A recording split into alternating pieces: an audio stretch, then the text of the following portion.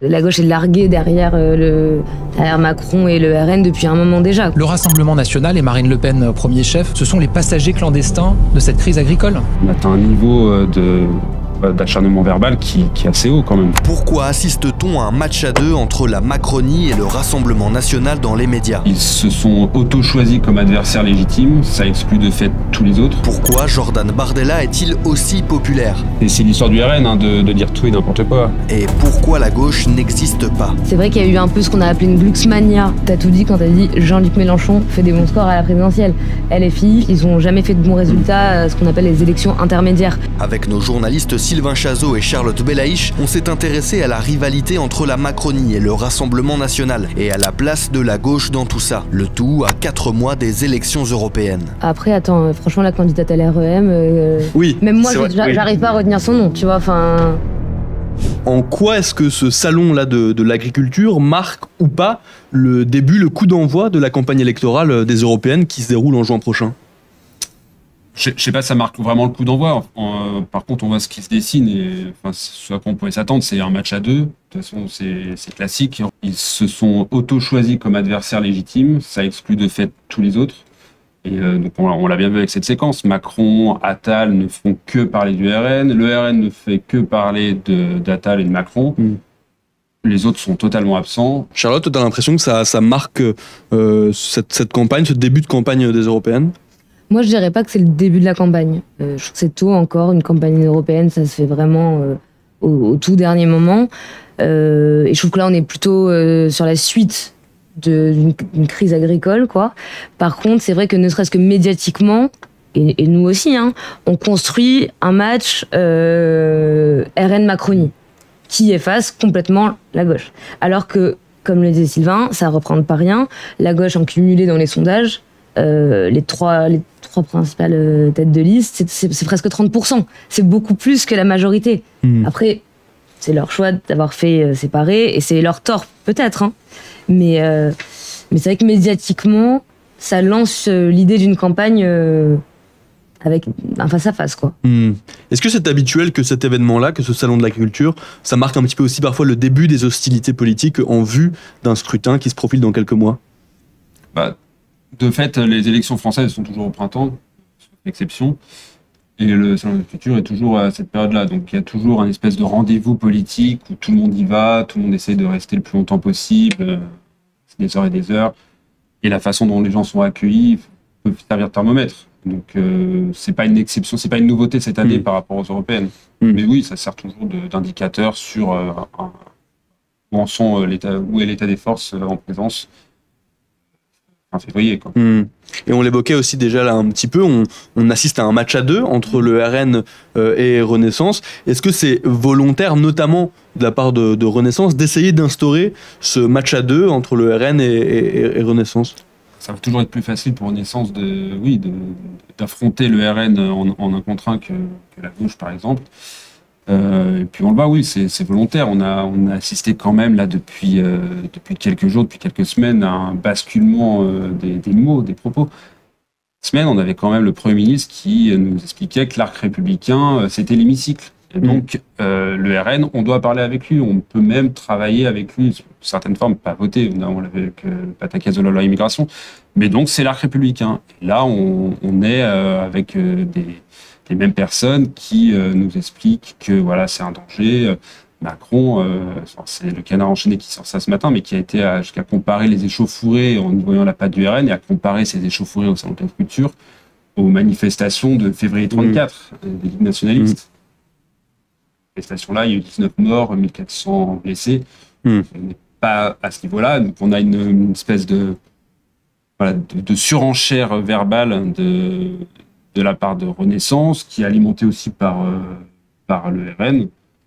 C'est ce qu'on disait tout à l'heure, qui fait que ça exclut les autres. C'est pratique, en fait. Ouais. À chaque élection, Renaissance se souvient qu'il faut être contre le RN. Ouais. Et après, quand les élections sont passées, ils tapent comme des sourds sur la gauche. Est-ce qu'on peut aussi compter sur la gauche pour s'invisibiliser elle-même toute seule? Mais justement, c'est de ça dont je voulais parler, et je rebondis aussi en même temps sur la remarque de Franck Sinatra dans le chat qui nous dit 30% pour la gauche, qui réagit à ce que tu disais, Charlotte, qui nous dit mais ça c'est plutôt le score du RN. On parle bien de 30% si on cumule les intentions de vote pour les différents partis de gauche à l'heure actuelle. Ouais, si on cumule tout simple, donc pour les écolos, Aubry pour les insoumis et Glucksmann pour les socialistes. Et je disais que ça pesait du coup plus dans les sondages que la liste Renaissance, pas que la liste RN. Ceci dit, on le disait là aussi un petit peu, la gauche semble... Enfin, en tout cas, on l'entend pas beaucoup pour l'instant dans ce match à deux entre le RN et la Macronie. Comment est-ce qu'on l'explique, ça, Charlotte, le fait que la gauche ne parvienne pas à ce point-là à se montrer un peu plus audible, alors qu'on a l'impression que ça peut être des questions, et même la crise agricole d'une manière plus générale, c'est une problématique dont elle aurait pu se saisir. Alors, déjà, il y a une tendance de fond qui est la faiblesse de la gauche depuis 10 ans. C'est pas nouveau. Bon, la gauche est larguée derrière Macron et le RN depuis un moment déjà, quoi.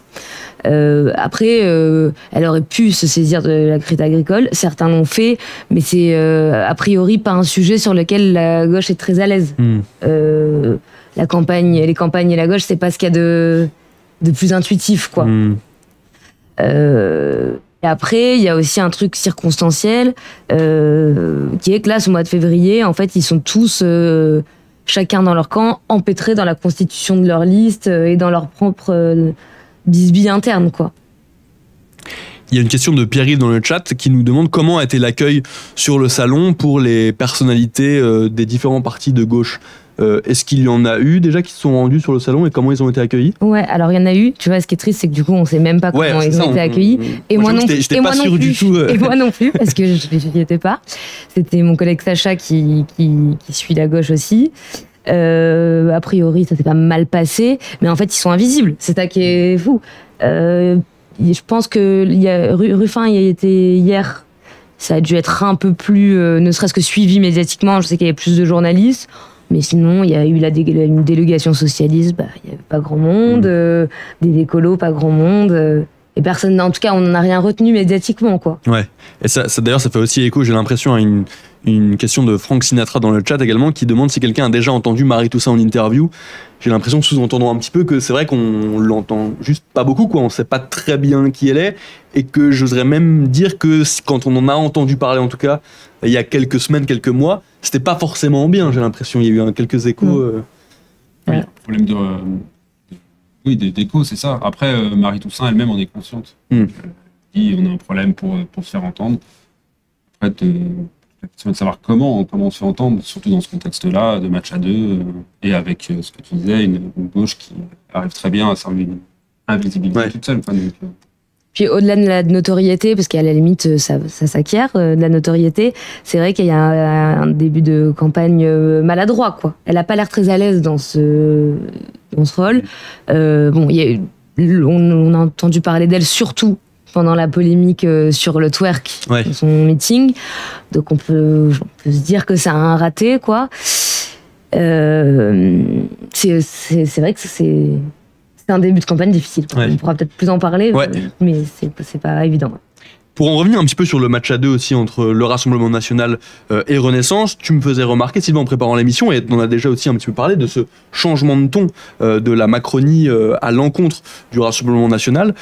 Comment est-ce qu'on le voit, du coup, assez concrètement, ce changement de ton, et comment est-ce qu'on l'explique aussi ? Comment on l'explique ? On était dans une séquence, notamment avec Elisabeth Borne, on était sur une séquence très sociale, où du coup la gauche arrivait quand même à se faire entendre, la réforme des retraites, même sur la loi immigration, on les a beaucoup entendus, donc c'était plus facile pour la majorité de répondre à ce camp-là, surtout que la réforme des retraites, le RN était aux abonnés absents, on les a pas entendus. Et sur la loi immigration, ils ont joué une partie de poker menteur qu'ils ont plutôt gagné en mettant très mal à l'aise le gouvernement et en décidant au dernier moment de voter leur loi.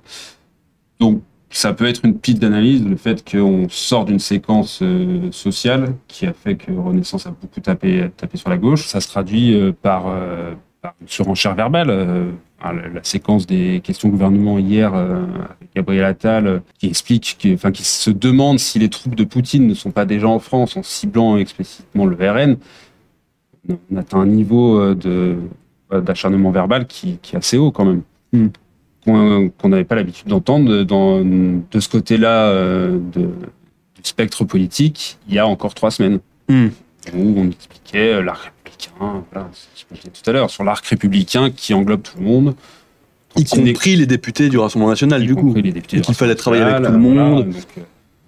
Et aujourd'hui, donc, on travaille avec des gens qui sont censés être les émissaires cachés de Poutine. Donc il y a une clarification à faire, en fait. Est-ce qu'il y a aussi un changement de ton sur le fond, sur les idées par exemple, en tout cas, moi en tant que spectateur finalement de la vie politique française, j'avais l'impression que parfois Renaissance et la Macronie, d'une manière plus générale, essayaient parfois de draguer peut-être un certain électorat du Rassemblement National en essayant de se saisir et d'aller sur des thématiques qui étaient plutôt celles du Rassemblement National. On repense par exemple à des séquences comme celle de l'Abaya, par exemple, qui avait été très marquante dans l'actualité. J'ai l'impression que c'était quelque chose qui essayait en tout cas, ils allaient un peu plus sur le terrain du Rassemblement National.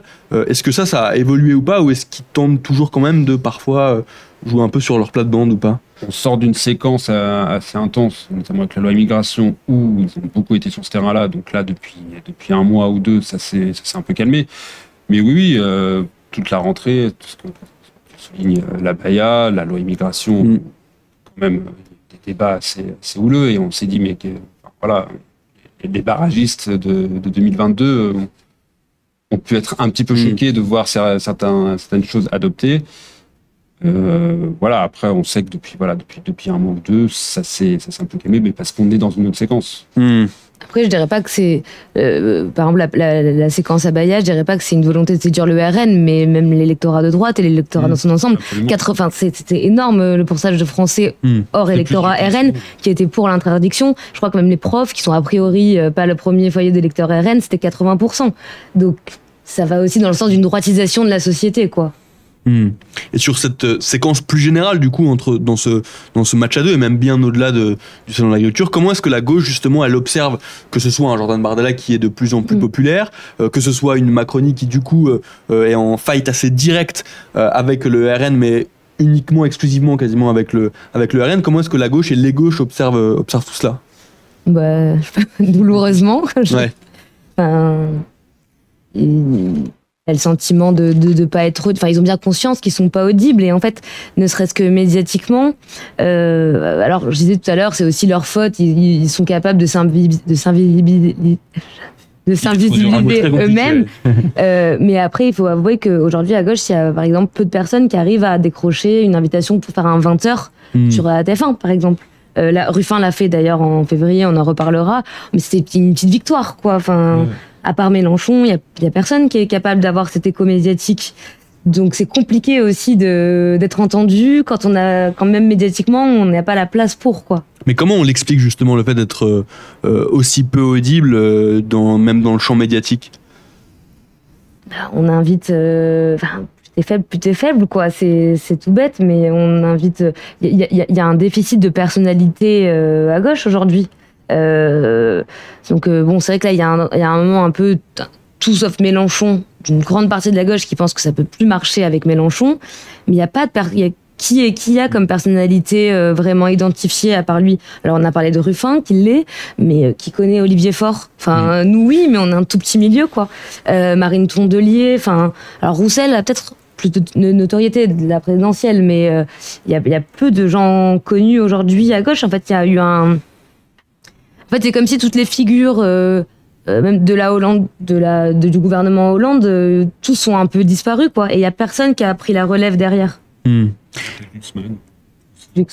Ouais, on va en parler de Glucksmann, parce que j'ai l'impression qu'il y a un moment, il y a eu un petit quelque chose autour de Glucksmann. En tout cas, on le faisait un petit peu monter, on en parlait de plus en plus aussi dans les médias, puis j'ai l'impression que c'est un petit peu retombé, mais on en parlera juste après. Je parle socialiste avec Glucksmann. Je voudrais revenir sur une question de Franck Sinatra, toujours dans le chat, qui nous demande comment le RN arrive-t-il à effacer son comportement anti-Europe et faire une campagne jusqu'ici réussie. D'ailleurs, c'est un argument rabâché souvent par le gouvernement. Sylvain, si tu veux y répondre. Comment il arrive à effacer son comportement anti-Europe? En se prétendant plus anti-Europe. C'est plutôt du RN classique, mais qui marche sur tous les sujets. Il passe aujourd'hui pour les grands défenseurs des agriculteurs. On les a vus manifester il y a encore quelques semaines pour le glyphosate, pour la non-interdiction des néonicotinoïdes. C'est un parti qui, en 2017, sa candidate était envers et contre tout contre les pesticides. Donc voilà, c'est l'histoire du RN, hein, de dire tout et n'importe quoi. Donc, comment ils y arrivent?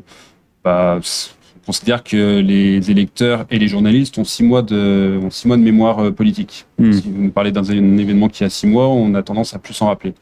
Donc la position d'un parti politique sur un sujet aussi précis que l'Europe, je ne pense pas que ça a un impact réel aujourd'hui. Et du coup, Franck, qui nous demande aussi, est-ce qu'ils ont du coup changé de position, y compris sur le fond? Ou est-ce qu'en fait, c'est juste des manières de changer la forme, et est-ce que sur le fond, ils ont évolué aussi ou pas? Sur l'Europe, en tout cas. En tout cas, ils sont beaucoup moins...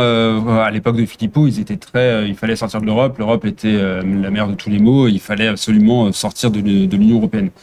Ils sont plus du tout dans cette idée-là, déjà. Mais c'est pareil. C'est quelle Europe? Comment Et ça, rien ne va jamais le dire. Il y a aussi le problème des associations. On sait qu'au Parlement européen, c'est un regroupement on se regroupe par parti pour faire des groupes. Voilà, on sait très bien que les partis alliés du RN, le RN n'est pas d'accord sur tout, sur la vision de l'Europe avec tous ses partenaires. Donc, ça reste un moment compliqué aussi pour eux de se définir vraiment là-dessus, de dire quelle est leur position. Et je crois que moins ils le disent et mieux ils se portent. Dans cet exercice, Jordan Bardella, qui on le disait un peu un poids important, de plus en plus important dans la vie politique française, comment il s'en sort lui justement dans cet exercice médiatique, parce que finalement il est aussi de plus en plus exposé? Est-ce que pour l'instant il s'en sort bien? Est-ce qu'il fait un peu des boulettes également ou pas? Il s'en sort bien quand il va au salon de l'agriculture et qu'on l'applaudit, mais dès qu'on va s'intéresser sur le travail de fond du RN au Parlement européen, voilà, il va y avoir des problèmes. BFM l'a coincé dimanche à ce sujet en lui rappelant la position du RN sur Navalny. Le RN avait refusé de voter une proposition de résolution qui condamnait l'oppression politique de Poutine et notamment la répression concernant Navalny. Bardella s'est drapé dans des grands principes en disant que ce n'était pas le rôle de l'Union européenne de jouer les diplomates et de s'ingérer dans l'actualité internationale d'une nation. Et on lui a fait très justement remarquer que le RN n'avait pas eu ces principes quand il s'agit de dénoncer l'oppression politique à Cuba. Donc là, on a une espèce de bug du cerveau de Bardella qui s'est fait avoir comme un bleu. Et ça, c'est classique. Là, encore une fois, on peut souligner des incohérences dans le parcours politique, ce que fait beaucoup Renaissance, et notamment en tapant beaucoup sur ce côté russophile du RN. Le RN, depuis quelques mois, essaye aussi de battre en retrait là-dessus. On les a vus, même sur Navalny. Hein, ils ont tenu des propos. Je pense pas que le RN aurait tenu les mêmes propos il y a encore 2 ans. Ça reste des sujets très tendus pour eux et sur lesquels ils essayent de faire des efforts en parlant le moins possible. D'ailleurs, il y avait, je sais plus dans quel documentaire je voyais ça, mais on semblait parfois reprocher à Jordan Bardella qu'il ne maîtrisait pas toujours bien ses dossiers. Aussi, est-ce que ça, c'est toujours quelque chose qu'on peut lui reprocher ou pas, ou est-ce qu'il a aussi progressé là-dessus? Alors, ça fait longtemps que je ne lui ai pas parlé et que je ne l'ai pas vu, donc je ne sais pas s'il a progressé, mais oui, c'est quelque chose. Bardella a eu quand même beaucoup de media training pour progresser là-dessus. Et c'est pas... En européen, en tout cas, on sait que c'est pas un gros bosseur. Donc oui, les dossiers, et notamment les dossiers européens, c'est pas des choses qu'il maîtrise. Si on va sur le fond, il sera souvent coincé. Ok. Est-ce qu'à gauche, on le craint, on redoute aussi l'ascension de Bardella, et qu'est-ce qu'on en pense aussi d'une manière plus générale? C'est ce que je te disais tout à l'heure. Oui, on le craint, mais comme on craint le RN, quoi. Enfin, mais c'est pas tant la question de est-ce que Bardella va piquer des voix pour les européennes à la gauche, ça j'y crois pas trop, surtout étant donné la nature de l'électorat aux européennes, mais on le craint comme on craint de plus en plus l'arrivée du RN au pouvoir. C'est ça la vraie inquiétude, et qui est vraiment de plus en plus présente, pour la gauche comme pour tout le monde. Enfin. Et ce seraient qui les personnalités qui, à gauche, peut-être du coup des personnalités plutôt jeunes, parce que on a parlé du côté de Renaissance et de la Macronie, quand surtout Attal avait été intronisé Premier ministre, on disait voilà, c'est aussi pour faire un peu le match dans le match et avoir une figure qui serait directement l'opposant à Bardella, qui est donc également jeune, un petit peu la nouvelle génération de politique, qui peut être bien vu notamment grâce à ça aussi, grâce à cette image de jeune personnalité politique. Ce serait qui à gauche, ces mêmes personnalités du coup qui pourraient aussi incarner cette jeunesse, ce renouveau, ce vent un peu de fraîcheur? Est-ce qu'il y en a aussi? Alors, ce qui est marrant, c'est que si on met tout à plat, presque toutes les têtes de liste aux européennes, c'est des jeunes. À gauche, Marie Toussaint et Manon Aubry, elles ont, je sais pas, peut-être 32 ans. Glucksmann, il a la quarantaine. Desfontaines, qui est le candidat du PC, à 25 ans, ouais, je pense. Ouais. Voilà. Bardella aussi. Bon, elle a mis un peu plus, mais Marion Maréchal, enfin, il n'y a que des jeunes, quoi. À gauche, c'est vrai qu'il y a eu un peu ce qu'on a appelé une Glucksmania au mois de janvier. Ouais. C'est vrai qu'il a fait la une de beaucoup de journaux. Il a eu beaucoup de portraits chez nous aussi. Et on supposait qu'il allait vachement, alors pas concurrencer Bardella, mais pour le coup, réussir à récupérer des voix des macronistes déçus après la réforme des retraites et après la loi immigration. Et finalement, c'est vrai qu'un mois plus tard, en tout cas dans les sondages, il se passe rien, quoi. Il se maintient et il n'a pas de poussée Glucksmann. Il s'est passé quelque chose ou pas dans les sondages? Est-ce que quand on a parlé par exemple un petit peu de cette Glucksmania, est-ce qu'on a vu dans les sondages une montée de Glucksmann ou pas du tout? Ça bouge pas. Ça bouge pas, et à l'inverse, on parlait tout à l'heure de Marie Toussaint et du fait qu'elle avait beaucoup de mal.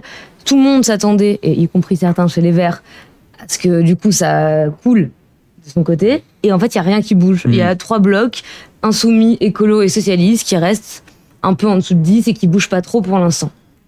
Après, en préparant l'émission, on a regardé les sondages européennes des précédentes.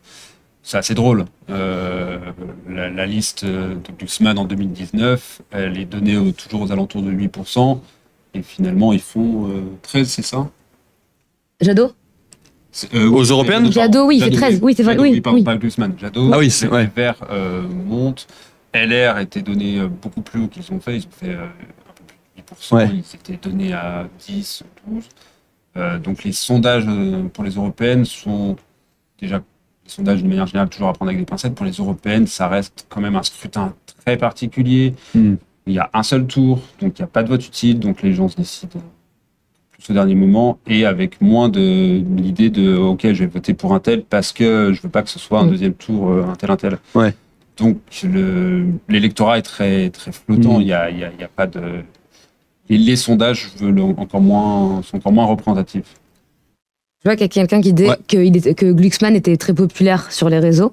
Et également dans le 11e et 12e arrondissement aussi. Voilà, et c'est ce que j'allais dire, très populaire sur les réseaux, mais sur quel réseau? Sur Instagram. Ouais. Et en fait, ça veut dire beaucoup. C'est pas Facebook, quoi. C'est-à-dire que c'est pas ce qu'on appelle la France profonde. Il est populaire chez les jeunes de Sciences Po, quoi. Bon, aujourd'hui, Instagram, ça va au-delà de ça, mais c'est quand même un électorat particulier. Après, c'est celui qui se mobilise le plus pour les européennes. Mais bon, faut relativiser un peu sa popularité, je pense. Mais comment on explique justement qu'il n'arrive pas à percer, à dépasser un petit peu sa bulle et à parler, en effet, un peu plus à la France profonde, comme tu disais? Alors déjà, il y a une question d'image. Enfin, c'est vraiment... il apparaît, en tout cas aujourd'hui, vraiment comme le représentant d'une élite un peu déconnectée, quoi.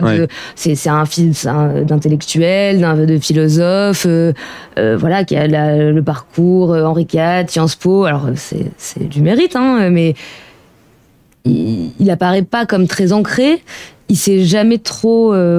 c'est quelqu'un qu'on a surtout identifié sur les sujets internationaux et ce qu'on appelle un peu les sujets moraux, quoi. Mais moins sur les sujets sociaux. Ce qu'il commence à essayer de faire. Hein. Mais donc voilà, il n'est pas identifié comme tel. Et après, il faut aussi dire que là, sur le mois qui vient de se dérouler, il n'a pas non plus été aidé par le Parti socialiste qui le soutient, avec lequel il y a des négociations compliquées pour la constitution de la liste et l'ordonnancement des places, et qui le tire un peu vers le bas, quoi. Et pourtant, le Parti socialiste aurait sûrement intérêt à ce qu'il fasse le meilleur score possible aux européennes, ou? Pas forcément. Okay. En gros, alors, normalement oui, sauf que Olivier Faure, le chef du parti, est un partisan de l'Union de la gauche depuis longtemps et aspire à une candidature commune en 2027. Et sa crainte, alors il le dira pas, mais je pense qu'on peut le dire, c'est que Glucksmann arrive très haut et que toute une bande de socialistes qui rêvent que d'une chose, c'est de revivre la grandeur socialiste passée et donc d'avoir un candidat socialiste à la présidentielle, viennent couper court à ce projet d'union qui nécessite d'avoir un peu l'humilité de dire en fait ça sera peut-être pas un socialiste, et disent regardez, on a écrasé tout le reste de la gauche, il faut avoir un candidat et on oublie les aspirations unitaires, quoi. Je vois que le chat est très très chaud sur Glucksmann, et il y avait notamment une remarque. Il est populaire sur Twitch là aussi.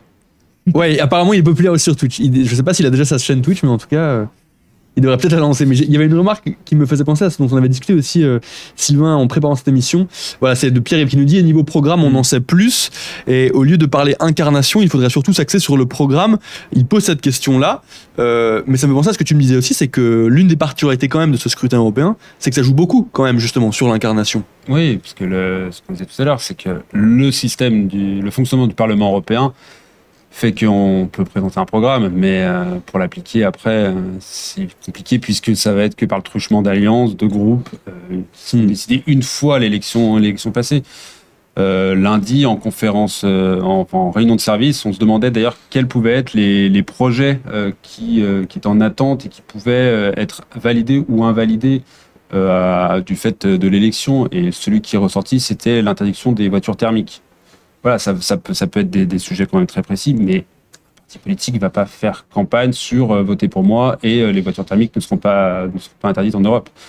Parce que de toute façon, ça serait pas audible. Et en plus, c'est ce que je disais avec le fonctionnement du Parlement européen, c'est beaucoup plus compliqué que l'Assemblée nationale française, où on est élu sur un programme. Après, on charge à ceux qui sont élus de l'appliquer ou pas, mais c'est quand même pas le même fonctionnement. Jugraphe qui nous dit difficile de sortir un duel pour les européennes, ça se joue sur un tour. Ouais, c'est vrai que c'est quand même une particularité quand même de ce scrutin, c'est qu'on n'est que sur un tour, donc c'est encore peut-être plus important d'avoir des visages installés, reconnus aussi dans l'espace public, pardon.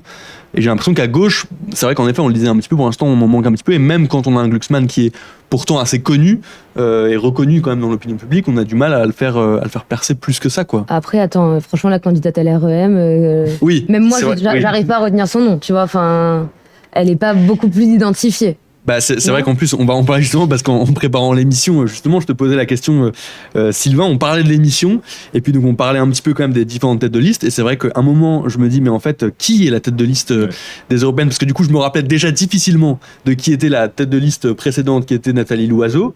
Là, cette fois, ce n'est donc plus elle qui va être la tête de liste de LRM. Non. Qui va être cette tête de liste? Est-ce qu'on le sait déjà? Alors logiquement, ça a été annoncé par la Tribune dimanche, ça devrait être donc Valérie Hayé, qui est la présidente du groupe Renew au Parlement européen. Donc déjà ça, quasiment tout le monde l'ignorait. Ouais. Et donc c'est une personne qui n'est absolument pas connue par rapport aux autres têtes de liste. Bardella, ce que disait même Manon Aubry, maintenant une notoriété. Glucksmann. Le parti présidentiel présente quelqu'un qui n'est pas du tout connu. Ça devait être à un moment où... C'est surprenant ça, que ce soit quelqu'un d'aussi peu connu du grand public, qu'on érige en tête de liste? Oui et non, pour un parti présidentiel, oui, c'est un peu surprenant. La dernière fois, c'était Nathalie Loiseau, alors on l'a oublié, mais Nathalie Loiseau, avant d'être tête de liste, elle était au gouvernement. Là, ça aurait dû être logiquement Séjourné. C'était lui qui avait la légitimité. Qui est un peu plus connu. Un tout petit peu plus. Ouais. Oui, je suis pas sûr que le grand public connaisse beaucoup Séjourné, mais au moins il avait plus grand aura, on va dire, politico-médiatique que Valérie Hayé. Mais après, elle remplit les cases, que tu disais tout à l'heure. Elle est jeune, elle est fille d'agriculteur, ce qui, vu le contexte, peut aider. Elle est spécialiste des questions financières, paraît-il. Et elle a eu droit à des portraits où son entourage l'a décrit comme quelqu'un qui bosse vraiment. Et on s'amusait à la rédac en se disant on attend le jour où on aura un portrait où on nous décrira quelqu'un comme et vraiment c'est une bonne candidate, mais par contre elle bosse pas ouf. On a encore envie de parler de Glucksmann dans le chat. Vous êtes vraiment très très chaud sur Glucksmann. Donc vous voyez, la gauche, elle n'existe pas à part ici. Elle existe ici, elle existe sur le Twitch de Libération. Parce qu'en fait, je voulais revenir là-dessus. Je ne sais pas si vous pouvez répondre et confirmer ce que nous dit Jugraphe. Glucksmann est plus présent à l'Assemblée de l'Union européenne que tous les autres réunis. On parle du coup de sa présence. Tous les autres eurodéputés français, je sais pas, mais en tout cas, c'est vraiment. Le Parlement européen, ça a été pour beaucoup d'élus. C'est souvent un placard. Ouais. Voilà, j'allais dire une planque, c'est pas une planque. Pour en témoigner. Ouais, on atterrit au Parlement européen, c'est pas souvent signe de progrès politique. Et Glucksmann a réussi à transformer ça. Ouais. Et il y en a qui le vivent vraiment mal, parce qu'en fait, il n'y a pas de caméra, il n'y a pas d'attention médiatique, que quand même les politiques en général aiment bien. Ouais. Très technique. Oui. Donc, et pour le coup, Glucksmann, je pense que vraiment a aimé son mandat. C'est ce qu'il dit, c'est ce qui en ressort. Il a réussi en plus à porter le thème des Ouïghours. C'est quand même lui qui l'a porté pendant des mois, voire des années. Il a réussi à le médiatiser, ce qui n'était pas gagné d'avance. Donc c'est ce que je dis. Il a réussi à aimer son mandat et peut-être à faire aimer aussi. On se dit, tiens, ça peut être ça aussi le Parlement européen. Ouais. Et puis c'est vraiment un Européen convaincu, quoi. Qui pense qu'en fait... c'est à cette échelle qu'on peut agir, ce qui n'est pas le cas de tout le monde, notamment à gauche. Il y a The Block 22 qui nous dit dans le chat, en parlant justement de Glucksmann, on dirait même un Macron des débuts par moment, le côté jeune prodige, bien aimé de la gauche bourgeoise et pas trop radical pour le centre, voire la droite. Ouais. Que pensez-vous de cette remarque de The Block 22 ? C'est un bon résumé, ouais. Mais il manque peut-être un peu quand même de la hype de Macron, j'ai l'impression, en tout cas de... La hype de Macron, elle arrive tard. Hein. Ah ouais ?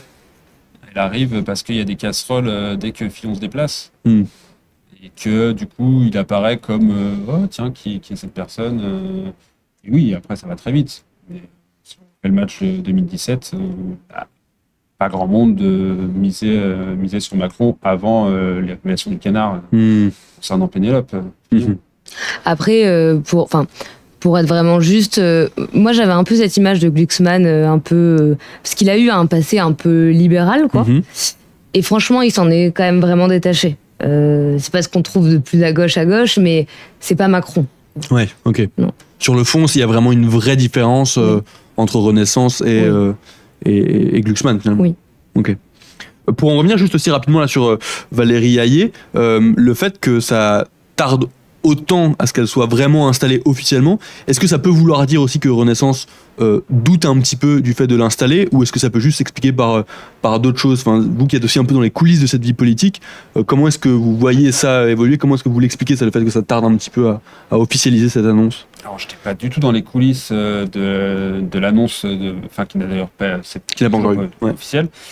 Non, ce qu'on peut dire au moins, c'était que Renaissance tardait à annoncer et donc à entrer en campagne. Ça, c'était reproché d'ailleurs. Hein. On a vu aussi par exemple Édouard Philippe qui critiquait ça. Donc c'est plus comme ça qu'il faut, à mon avis, l'analyser. Après, oui, c'est toujours mettre une tête de liste, c'est toujours très compliqué. Hein.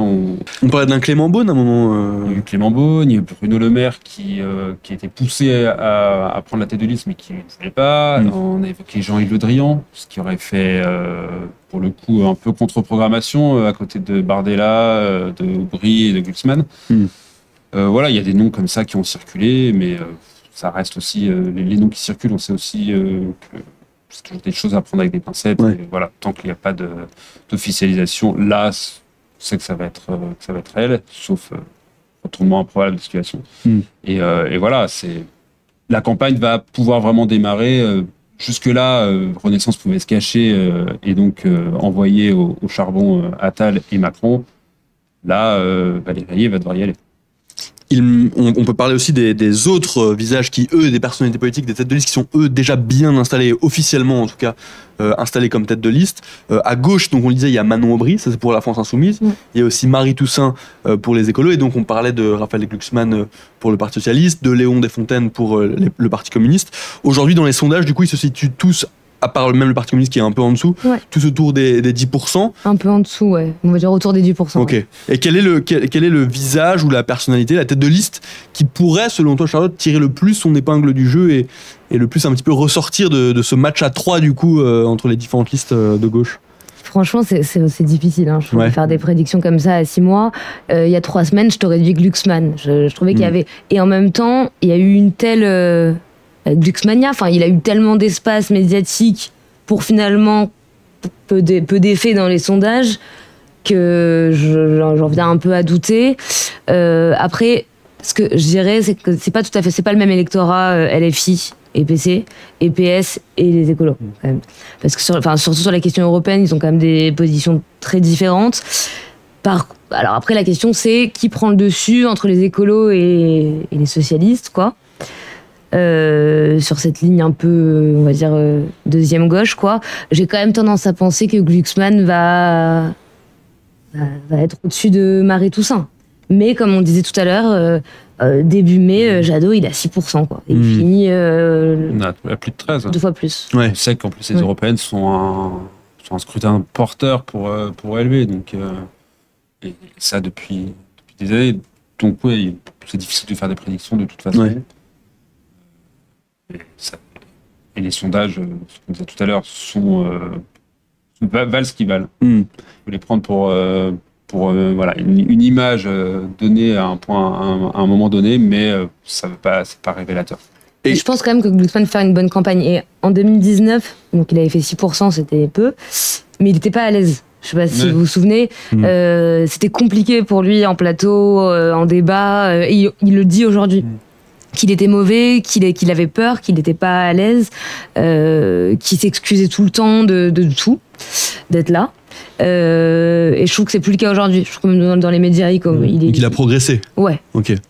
Et concernant la France Insoumise, moi j'avoue que j'ai été un peu surpris quand je me suis aussi replongé dans les résultats des dernières européennes. Alors ça s'explique aussi par le fait que les écolos du coup étaient plus élevés qu'à d'autres scrutins, mais finalement Manon Aubry avait fait un score assez faible quand même aux dernières européennes, c'était aux alentours de 6%, si je dis pas de bêtises. Comment est-ce qu'on l'explique, le fait que la France Insoumise fasse des scores aussi peu élevés aux élections européennes, alors que Jean-Luc Mélenchon a déjà fait en tout cas des scores beaucoup plus élevés lors des élections présidentielles par exemple, même lors des législatives ils avaient fait quand même des scores un peu plus élevés, enfin même c'est difficile de comparer. Et est-ce qu'on peut s'attendre à ce que la France Insoumise fasse encore un score aussi faible, ou est-ce qu'on peut s'attendre à ce qu'il fasse un score plus élevé? Comment est-ce que vous voyez ça? T'as tout dit quand t'as dit Jean-Luc Mélenchon fait des bons scores à la présidentielle. LFI, en fait, c'est pas que les européennes de 2019, ils ont jamais fait de bons résultats, ce qu'on appelle les élections intermédiaires.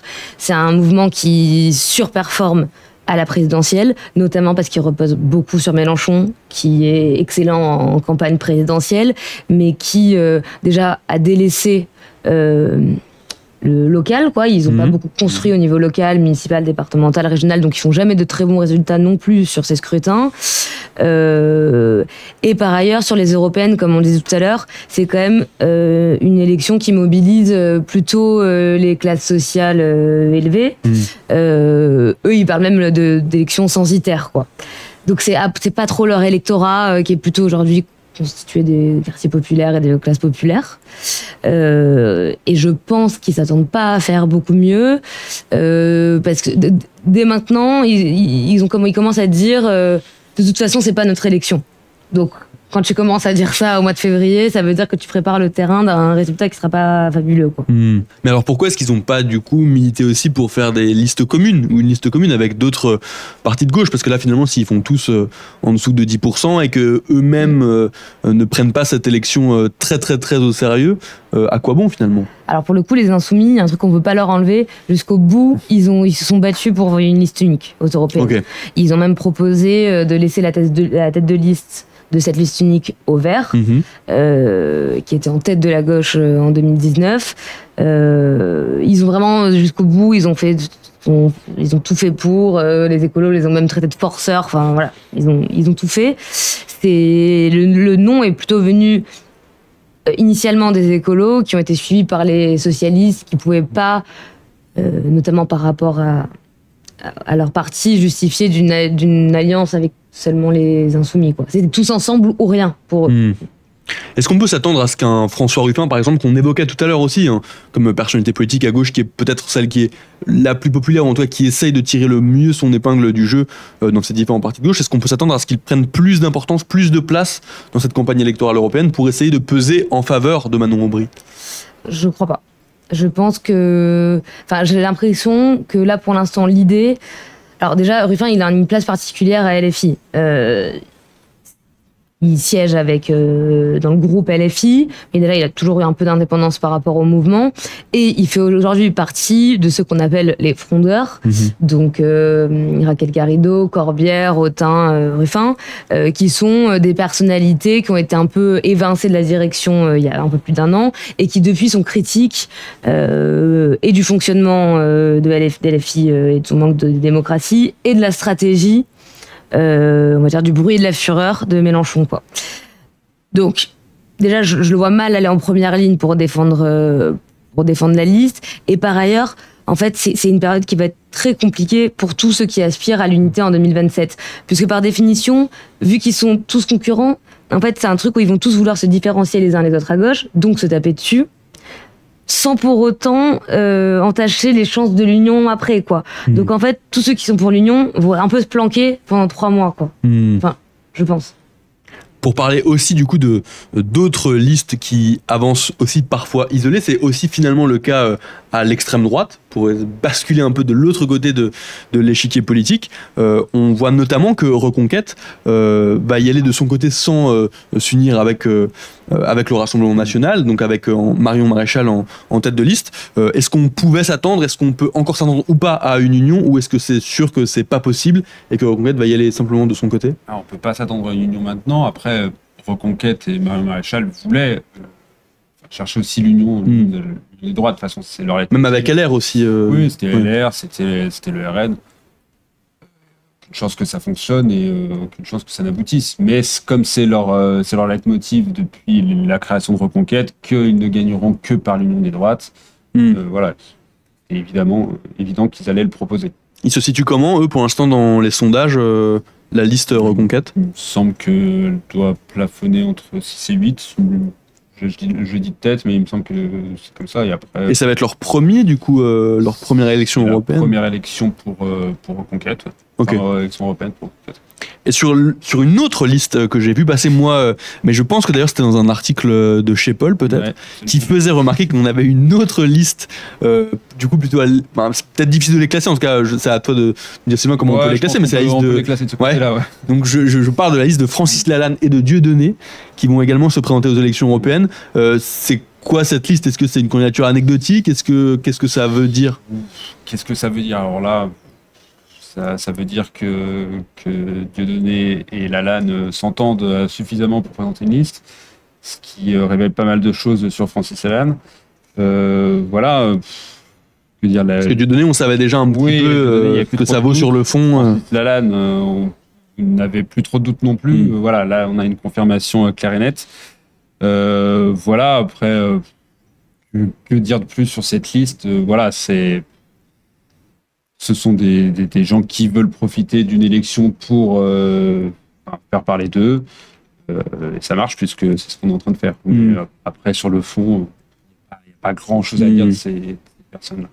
Et je voulais voir un petit peu aussi avec vous, nous intéresser aussi à ces prochains mois et donc à cette élection européenne qui arrive, et en se posant un petit peu la question aussi de la situation dans les autres pays européens pour essayer de voir un petit peu la tendance aussi actuellement. Quelle est-elle, cette tendance? Est-ce que c'est la même aussi qu'on observe celle en France, c'est-à-dire que le Rassemblement National et donc l'extrême droite est plutôt bien placé, semble réaliser un score, en tout cas se dirige vers un score qui serait encore plus élevé que celui des dernières élections.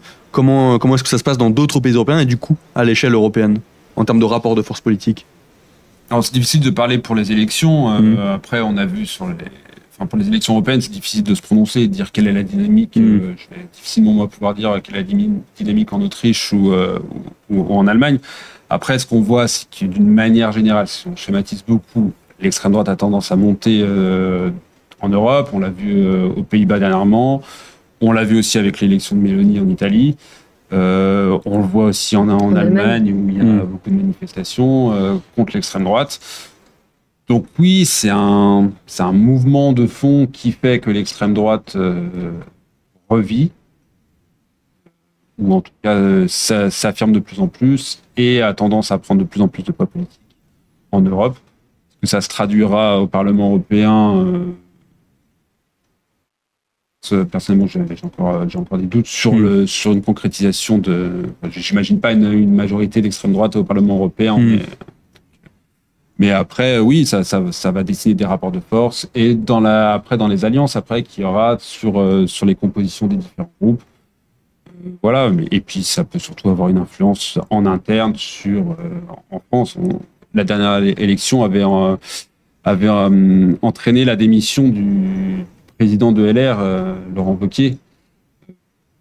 Ça faut pas l'oublier. Hein. C'était en 2019, Laurent Wauquiez était parti parce que son parti avait fait moins de 10%. Invalidant du coup la stratégie très droitière de LR, et on est 5 ans plus tard, et on voit que LR est toujours dans une stratégie droitière en faisant de Laurent Wauquiez son candidat pas totalement naturel mais presque. Donc c'est peut-être plus ça qui va avoir un intérêt après, c'est sur les conséquences à droite, à gauche, comment ça redessine aussi. Et sur les alliances, sur les orientations politiques, sur les choses, ce que tu disais tout à l'heure après comment les gauches vont continuer à se parler après s'être tapé dessus. Mais après, juste si je peux faire une parenthèse sur les choix de partir seul.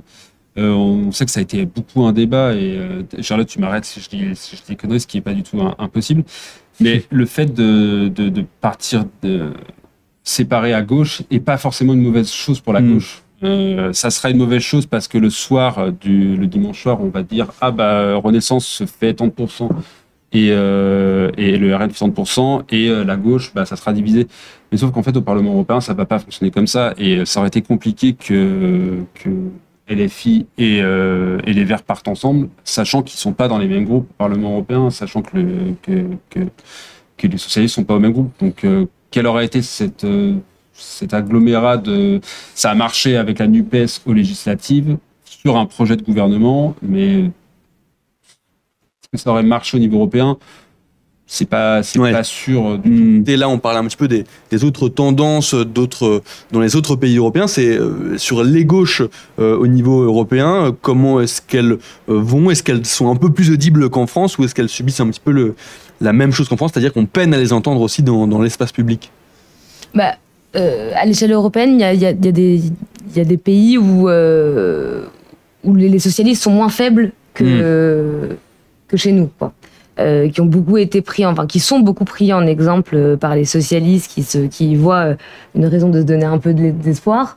Mais globalement, je sais pas ce que t'en penses, mais la gauche est quand même plutôt faible. Nadja, dans le chat, nous dit l'Espagne, par exemple. En Espagne, la gauche se porte mieux qu'en France. Oui. Oui. Mais c'est compliqué de se porter moins bien que la gauche en France. Ouais. Merci Charlotte et Sylvain d'avoir été avec nous pour discuter politique. On va essayer d'instaurer ce rendez-vous politique, alors avec vous et d'autres journalistes aussi, politique de Libération, puisqu'on a pas mal de journalistes politiques aussi à Libération qui sont capables de revenir un petit peu sur l'actualité politique du moment. Merci beaucoup d'avoir joué le jeu avec nous.